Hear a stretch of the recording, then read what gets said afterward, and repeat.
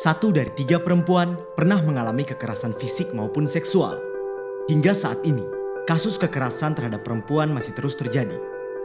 Salah satu faktor yang berpengaruh karena adanya ketidaksetaraan serta relasi yang timpang antara perempuan dan laki-laki.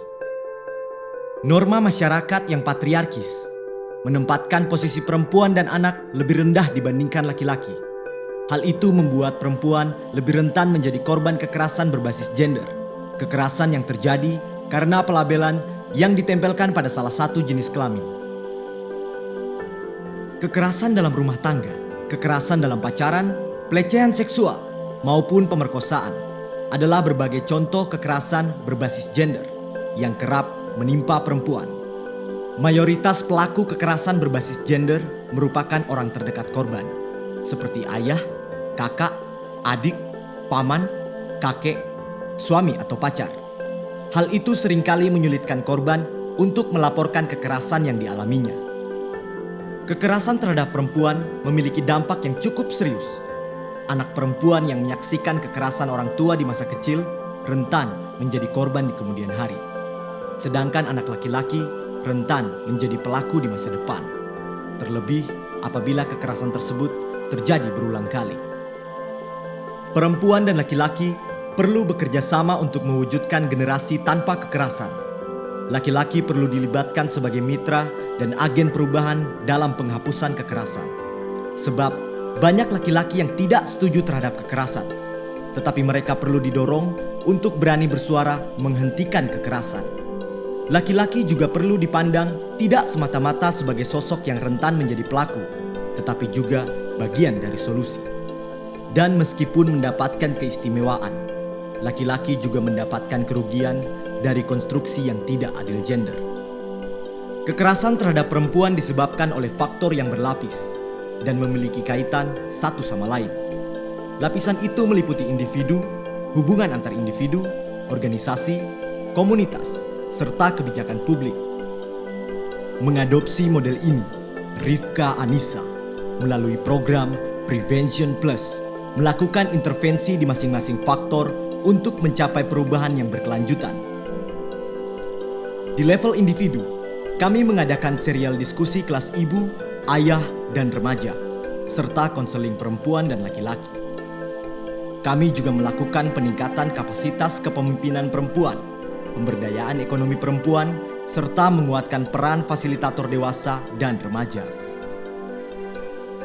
Di level komunitas, kami melibatkan fasilitator komunitas, tokoh agama, tokoh masyarakat, organisasi masyarakat, instansi pemerintah, dan jurnalis untuk melakukan sosialisasi, kampanye, baik melalui pentas budaya, karnaval, maupun konten media sosial terkait isu penghapusan kekerasan berbasis gender. Di level organisasi, kami melakukan penguatan perspektif gender dan pendekatan gender transformatif. Bersama dengan Forum Perlindungan Korban Kekerasan yang terdiri dari instansi pemerintah, aparat penegak hukum, organisasi masyarakat, organisasi keagamaan, LSM, serta Pusat Pelayanan Terpadu Pemberdayaan Perempuan dan Anak, kami mengadakan pelatihan dan workshop terkait penguatan layanan dan pencegahan kekerasan berbasis gender di level desa hingga provinsi. Di level kebijakan, kami melakukan advokasi dengan instansi pemerintah, organisasi masyarakat, organisasi agama, LSM, dan lembaga terkait untuk mendorong kebijakan yang adil gender. Selama 5 tahun program Prevention Plus, ada 8.638 penerima manfaat yang terdiri dari individu, tokoh, instansi, dan organisasi masyarakat. Tercatat ada 1.229 orang mengikuti serial diskusi yang terbagi menjadi 696 perempuan dan 533 laki-laki. Dari peserta itu, banyak bermunculan fasilitator sebagai penggerak di komunitas. Beberapa individu mengungkapkan perubahan pandangan terkait relasi dan peran gender di keluarga dan masyarakat yang mereka alami.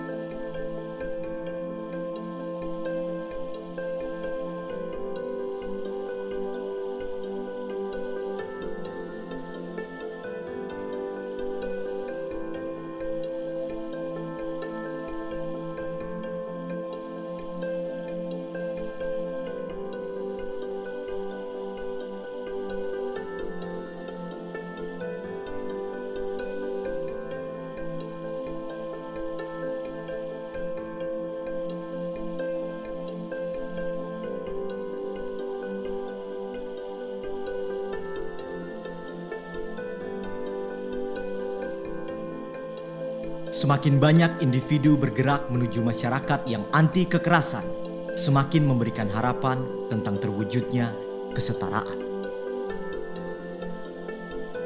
Upaya kami di level pemerintah telah menghasilkan beberapa kebijakan, seperti Peraturan Bupati Gunung Kidul Nomor 48 Tahun 2018 tentang penyelenggaraan perlindungan perempuan dan anak korban kekerasan. Kesepakatan bersama Pengadilan Negeri Kota Yogyakarta tentang pendampingan perempuan dan anak berhadapan hukum dan penyelenggaraan layanan konseling laki-laki pelaku kekerasan dalam rumah tangga. MOU pencegahan perkawinan pada usia anak dan pencegahan kekerasan dalam rumah tangga di level desa. Mekanisme layanan berjejaring bagi Forum Perlindungan Korban Kekerasan di Provinsi Daerah Istimewa Yogyakarta dan pembentukan Forum Perlindungan Korban Kekerasan di level desa. Langkah yang kami tempuh bersama telah memberikan jejak perubahan yang bisa menjadi pembelajaran ke depan. Program dengan mengajak laki-laki sebagai mitra dalam penghapusan kekerasan terhadap perempuan masih minim di Indonesia. Sehingga langkah ini masih perlu diperluas serta lebih banyak melibatkan tokoh agama, tokoh masyarakat, dan laki-laki muda. Perlu untuk meningkatkan advokasi penerapan pasal 50 huruf B Undang-Undang PKDRT yang mengatur kewajiban konseling bagi laki-laki pelaku kekerasan. Memperkuat lembaga layanan untuk memberikan konseling pasangan dan konseling perubahan perilaku kepada laki-laki pelaku. Serta menciptakan program pemberdayaan perempuan dengan melibatkan pasangan sebagai strategi untuk mempercepat perubahan norma gender pada pasangan, meminimalisir beban ganda pada perempuan, meningkatkan pengambilan keputusan bersama, dan mengurangi kekerasan terhadap istri. Semua tentang perjalanan panjang kita bersama untuk mewujudkan kesetaraan dan keadilan.